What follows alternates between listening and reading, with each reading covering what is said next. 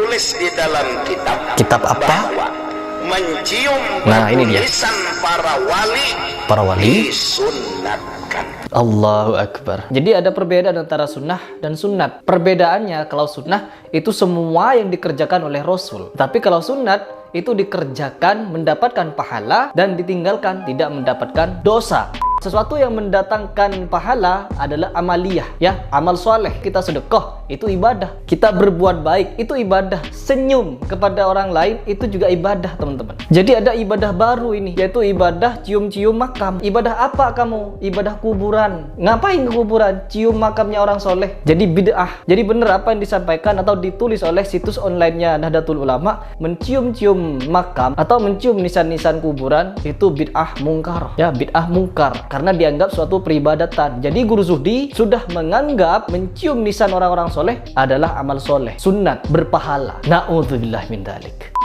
A'udzubillahi minasyaitonirrajim. Bismillahirrahmanirrahim. Teman-teman, di video ini saya memiliki pembahasan dimana kalau kita sebagai seorang muslim kadang untuk memiliki suatu landasan untuk berbicara adalah dalil. Dan dalil yang perlu kita kutip di sini adalah sesuatu yang sahih, yang berasal dari Al-Quran dan As-Sunnah. Kalau di luar itu hanya suatu yang ditambah-tambahkan dari manusia, yang manusia itu bisa khilaf dan luput. Kenapa saya mengatakan demikian? Karena manusia adalah tempatnya salah dan luput, khilaf.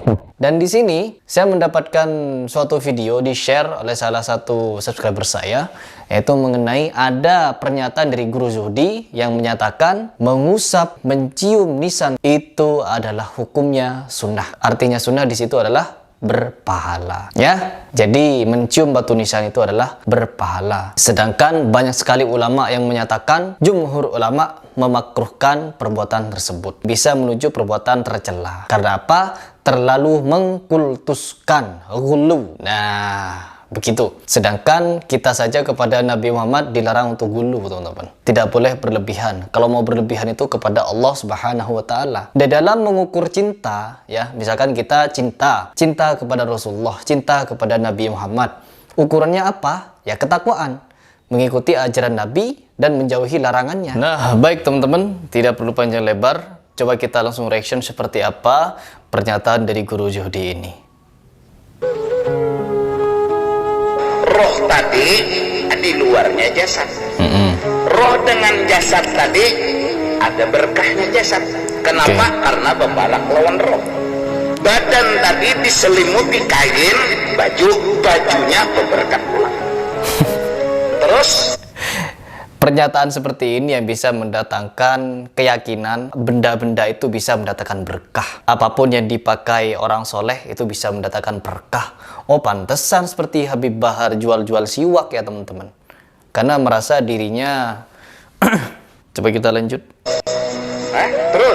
Terus dudukan sidin pun berberkat juga. Kenapa? Nyambung. Tempat duduknya juga berkah. Bahkan saya juga sempat mendengar suatu hadis, barang siapa yang memakan atau meminum bekas dari orang soleh atau ulama, itu pahalanya sama seperti 70 kebaikan atau bagaimana itu, saya pernah baca. Tetapi setelah ditelusuri, hadisnya palsu. Hadisnya tidak benar, teman-teman. Ya, periwayatnya adalah seorang pendusta. Apalagi ini, itu bekas minum saja palsu hadisnya. Karena diriwayatkan oleh seorang pendusta, teman-teman. Apalagi ini, tempat duduknya berkah, bajunya berkah. Bahkan, ya Allah. Allahu Akbar, Allahu Akbar. Bersambung terus. Lalu tertulis di dalam kitab. Kitab apa?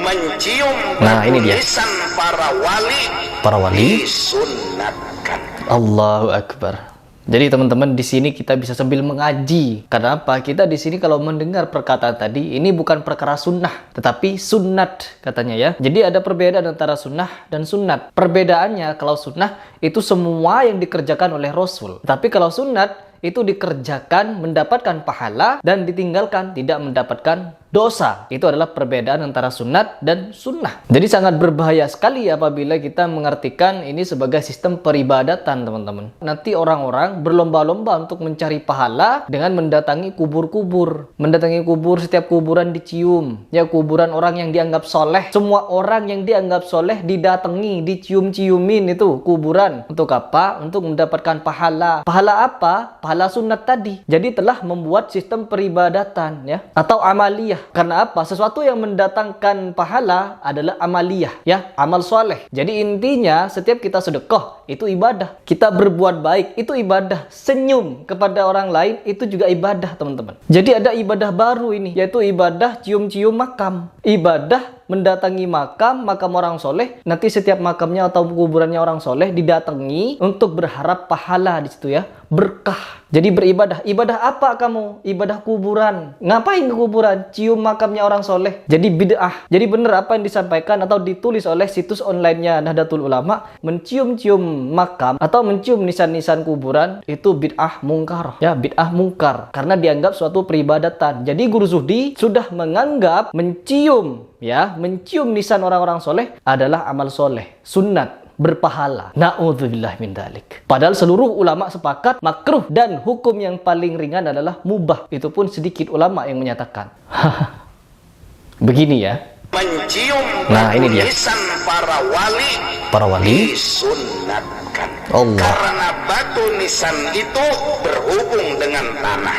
Tanah itu berhubung dengan jasad mereka. Allah. Jasad mereka berhubung dengan roh mereka. Allah. Roh mereka berhubung dengan Allah. Maka nisan Ya Allah, pantesan ya teman-teman, makamnya Guru Sekumpul selalu dipenuhi jemaah-jemaah zikir ya gitu-gitu. Bahkan ada sampai fenomena yang nanti akan saya bahas itu fenomenanya. Kadang di Indonesia memang seperti ini. Jangankan orang yang masih hidup, bahkan orang yang mati pun bisa mendatangkan berkah, teman-teman. Datang ke kuburan-kuburan dengan niat untuk mendapatkan sesuatu, ingin mencapai suatu cita-cita dan lain sebagainya. Ini dari niat ini, seharusnya para ulama bergerak untuk memberikan bantahan kepada pernyataan-pernyataan seperti ini. Nisannya bisa mendatangkan pahala, ya, mengusap nisannya, mencium nisannya bisa mendatangkan pahala. Karena apa? Sunnah. Takutnya dijadikan ibadah. Bahkan dikisahkan pada zaman sahabat dulu, pernah ada yang sampai berlebihan sampai mau tawaf itu di makamnya Nabi Muhammad, itu tercela, dilarang oleh para sahabat untuk melakukan tawaf. Tawaflah di Mekah, bukan di makamnya Rasulullah. Na'udzubillah min dzalik. Nanti akan saya bacakan dalil sahihnya dari website yang sangat terpercaya bagi kita semua yang mengaku golongan Nahdlatul Ulama. Coba selesaikan dulu. mereka berhubung dengan Allah. Maka nisannya itu pun punya berkah. Allah, nisan punya berkah katanya. Nisan punya berkah. Batu nisan. Nisannya para wali. Nisannya para sahabat bagaimana ya? Nisannya Ali bin Abi Thalib, nisannya Siti Khadijah, Aisyah, dan nisannya Hasan wal Husain. Itu bagaimana itu ya? Kenapa cuma di Indonesia yang dikultuskan berlebihan ya teman-teman? Subhanallah, subhanallah. Coba kita dengarkan seperti apa hukum mencium batu nisan menurut ulama. Tentunya dari ulama NU. Kita dengarkan dari Guru Bahit yang kebetulan juga dari Kalsel sana. Kadang-kadang kuburan itu dicium, Iya. nisannya. Betul. Dicium, nisan. Apa hukumnya itu? Apa hukumnya? Al-hukmu bidzalik inda aksar ulama, bermula hukum yang demikian itu menurut kebanyakan para ulama makruhun. Makruh. Makruh ya. Jadi lebih baik jangan. Manakah kita? Kubur mana kita ziarah? Nah, ada usaha menyapu, mengusap nisan itu apalagi mencium. Karena itu makruh. Sepakat. Itu yang pendapat kebanyakan para ulama. Wa qala ba'dhum, sebagian ulama lagi berkata, innahu mubahun wa jaiz. Itu boleh. Litabarruk, untuk mengambil barakah. Misalnya kita ziarah ini kubur orang alim, kubur orang saleh, kubur wali, apalagi kubur nabi, kita ziarah, kita pusut nisannya, kita cium untuk mengambil barakah. Itu menurut pendapat sebagian ulama boleh. Sebagian. Tapi yang kuat makruh tadi. Nah, Walam yakul pendapat yang paling kuat adalah makruh, tapi sebagian ulama boleh. Boleh ya teman-teman, bukan sunnah. Karena hukum paling ringannya adalah mubah, boleh. ahadun bitahrimihima, tidak ada ulama yang mengatakan itu haram. Ya. Yang makruh paling ada. Ya, Bahkan tercela. pendapat boleh. Imam Ahmad bin Hanbal ditanya mencium kubur Nabi, mimbar Nabi, faqala, berkata beliau, la ba'sa bidzalik, tidak mengapa demikian itu. Ya. Tidak mengapa. Artinya ada haram. Dzakarahu Samhudi bi khulasatil wafa. Fa'ulima, maka jelas diketahui annahu lam yakul ahadun min a'immatil muslimin, tidak ada pun dari imam-imam kaum muslimin yang mengatakan bi tahrimi taqbilil kubur, dengan haram mencium kubur, wa tamassuhi biha, memusuk kubur. Fadlan, apalagi tidak ada yang mengatakan anis syirki wal kufri, syirik dan kafir. Mengharamnya kada ada, apalagi kafir, apalagi syirik. Jadi orang meragap kubur wali misalnya, meragap kubur nabi, mencium nisannya, nah itu tidak ada seorang pun yang mengatakan perbuatan itu syirik, tidak ada. Haram menjaga dada, memudahkan, cuma antara makruh dan boleh tadinya. Ya, makruh dan boleh, bukan makruh dan Sunnat. Jadi teman-teman, kita perlu pemahaman yang tajam mengenai hal ini, dan kita tidak boleh asal mendengar. Apalagi katanya disebutkan dari kitab katanya. Ya, kitab apa itu? Sedangkan kalau kita mau mengambil rujukan ilmu, tidak boleh ke kitab sembarangan. Harus ke Quran dan hadis. Oke, coba kita langsung baca dari website resminya Nahdlatul Ulama. Di mana di sini disebutkan juga bahwa hukum mencium batu nisan saat berziarah itu hukumnya bisa menuju kepada bid'ah. Ini laman NU nih yang bilang. Sebelum menjawab pertanyaan tersebut, sebaiknya dipahami bahwa bersikap berlebihan dalam urusan agama adalah hal yang terlarang. Di sini sudah disebutkan ya, waspadalah kalian pada sikap berlebihan, ya hulu ya. Sesungguhnya binasanya orang-orang sebelum kalian disebabkan berlebihan dalam urusan agama. Hadis riwayat Ahmad. Dan di sini teman-teman dilanjutkan lagi kepada hadis yang lain. Semoga laknat Allah tertuju pada kaum Yahudi dan Nasrani yang menjadikan kuburan para nabi sebagai masjid, tempat peribadatan. Sudah jelas di sini dalil-dalilnya ya teman-teman. Mengusap dan mencium kuburan seperti yang dilakukan oleh orang awam saat ini adalah tergolong bid'ah mungkaroh. Ya, secara syarak hendaknya untuk dihindari dan dicegah orang yang melakukan hal ini. Ya. Nauzubillah min dzalik ya teman-teman. Jadi jangan hulu. Selain tergolong sebagai bid'ah munkaroh yang terlarang, mencium nisan kuburan ini juga tergolong sebagai perilaku yang biasa dilakukan oleh kaum Nasrani. Jadi kalau kita meniru atau menyerupai suatu kaum, maka kita akan termasuk kaum mereka. Begitu.